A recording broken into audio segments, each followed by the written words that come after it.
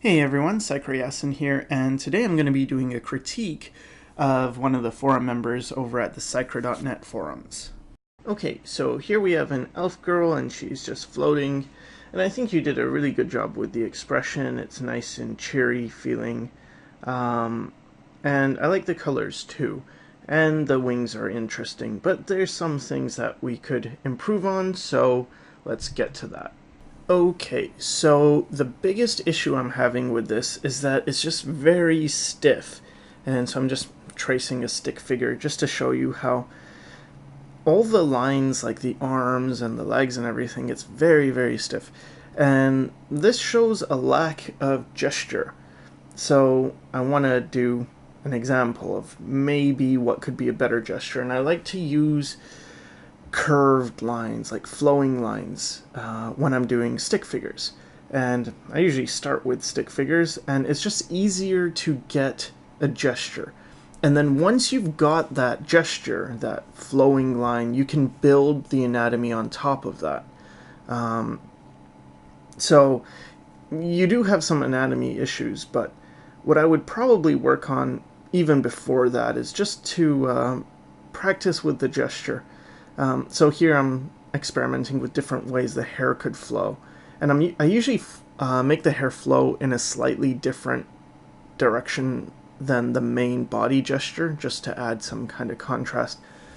So here I thought, well, what about a different pose where she's like, I don't know, got her hands to her chin, I guess? I don't know.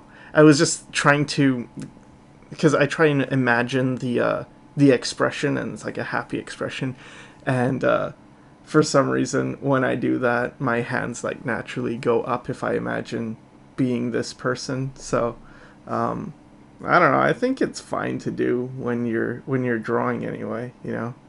Like take the pose of the person. That'll help you figure out, well, what are your arms doing? What are your legs doing? But then I thought, okay, let's just do something in between, because for that one, I don't know why, but the legs ended up also being lifted up. And so I thought, well, maybe do a pose more similar to yours. And again, I'm doing this with like stick figures and not liking the bottom part, but I can fix that. And then I give a S curve to the hair, which you kind of did too. I would say the best part of your image in terms of gesture is definitely the hair. You've got a nice little flow to that. So yeah, getting the expression in, I thought maybe the head could be turned in the other direction, to create a contrast, right? Because in yours, the face is forward, the body's forward, the legs are kind of bent, but still pretty much forward. So it gets a little boring when you have everything going in the same direction, but it's a bit more interesting to have things in contrapposto, I think it's called, where you've got them going in different directions. And yeah, I'm kind of just messily scribbling all this, and it's really fine to be messy in the beginning. I don't know if you did this or not, this stage, if you were using a stick figure or like building off a mannequin, or if you just started drawing. Because if you just started drawing, I really would recommend starting with a more basic shape, maybe a stick figure. Or a mannequin, it would be fine. But just because then you get to explore a whole lot more. You get to choose, well, what do you really want to do?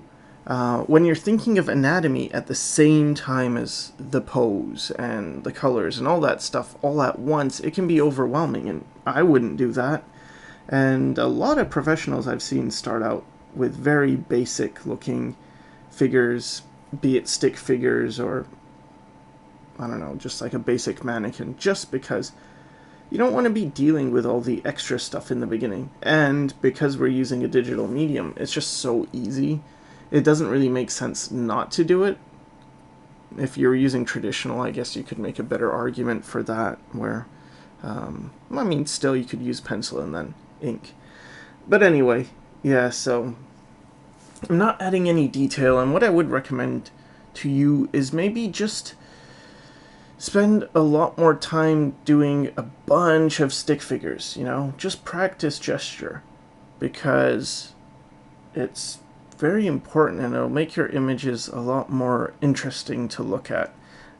Because I'm noticing things like, okay, you're coloring and you're adding shadows and highlights and things, but those aren't really important right now, and they're not even in the right place. So here I noticed you did like a shape in the ear, and it was sort of like a 6. And I just wanted to show that you might want to do it the other way around. And here I felt like you gave her a foot that was backwards. And I see this so often where it's like the big toe is on the little toe side. So here I'm just trying to show you that, there is a curve to the front of the foot where, if it was in that view, you would be seeing the little toes, and it's almost like a staircase. Um, yeah, so here I don't know what I'm doing here. Maybe just figuring out the torso. Sorry. And this is sped up a little bit. It's almost 2 times speed, I guess. Just to save time, I sped it up. So I'm not drawing this fast, don't worry. But again, that's just basically it. See what happened with the ear. And then the other thing is I noticed you had the nose pointing in the wrong direction. And when you're doing these things, again, it's a common mistake I've seen, but it comes from sort of looking at anime and seeing symbols and copying those symbols instead of thinking about the anatomy itself. So yeah, so here I'm showing like the center line. If you had a center line through the face, it's going to go down and then it's going to trace over that nose, and that's going to tell you which direction the nose is pointing. So yeah, it's just really little things that are big things, like paying attention to which direction things are, the ear thing, the foot thing. It just shows that you need to be paying a little more attention and definitely probably working on your fundamentals a bit more, just the basic anatomy, and start with gesture.